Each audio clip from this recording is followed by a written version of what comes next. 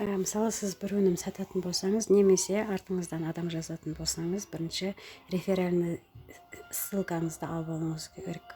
Ол үшін не істейміз? Ол үшін мінекей кабинетіңізге кіреміз. Сосын мына жерде партнерым деген бар. Осының үстіне басамыз. Сосын міне реферальный ссылка деп тұр. Мына жерде копировать деп тұр, иә. Осы копироваттың үстінен бассақ, біздерге міне скопированы деп шығып тұр ғой, иә. Болды, енді мына жерде жоғарыда есік тұр ғой, көріп тұрсыз, иә. Сол есіктің үстінен басамыз да, бұл жерде мүлдем шығып кетеміз. Болды. Енді жалпы менюға кіреміз, телефонның WhatsApp-қа кіреміз. WhatsApp-қа кіреміз да, мына жерден поисковиктен вы деп жазасыз да, өзіңіздің парақшық неңізді тауып аласыз. Черновик бұл деген любой нәрсені сақтауға болады, иә.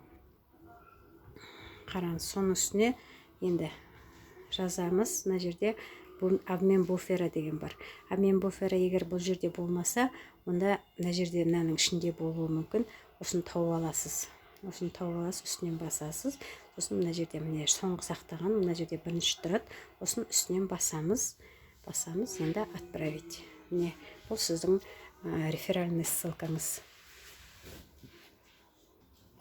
Енді қараңыз, реферальный ссылканы енді ол адамның несін сіз тіркеу үшін осының үстінен басамыз. Тағы да регистрация дегеннің үстінен басамыз. Мінекей сізді мынандай анкетаға келіп түсірді, иә.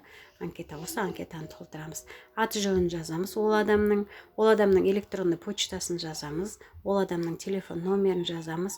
Мынаған тиіспейміз, өйткені бұл сіздің реферальный кодыңыз. Егер мына жерден бір әріп болса да жоғалып қалатын болса, бұл автоматически или басқа бір адамға түседі, или компанияға түседі. Сіз бұл адамды таппайсыз, сондықтан бұл нәрсені қозғамаймыз. Одан кейін өзіміздің паролімізді ойлап табамыз. Сосын сол парольді қайталап жазамыз. Сосын мына жерде я принимаю дегенді басамыз. Болды. Сосын міне регистрироваться дегенді басамыз. Сонымен ол адам сіздің артыңызға тіркеледі. Ешқандай қиындығы жоқ.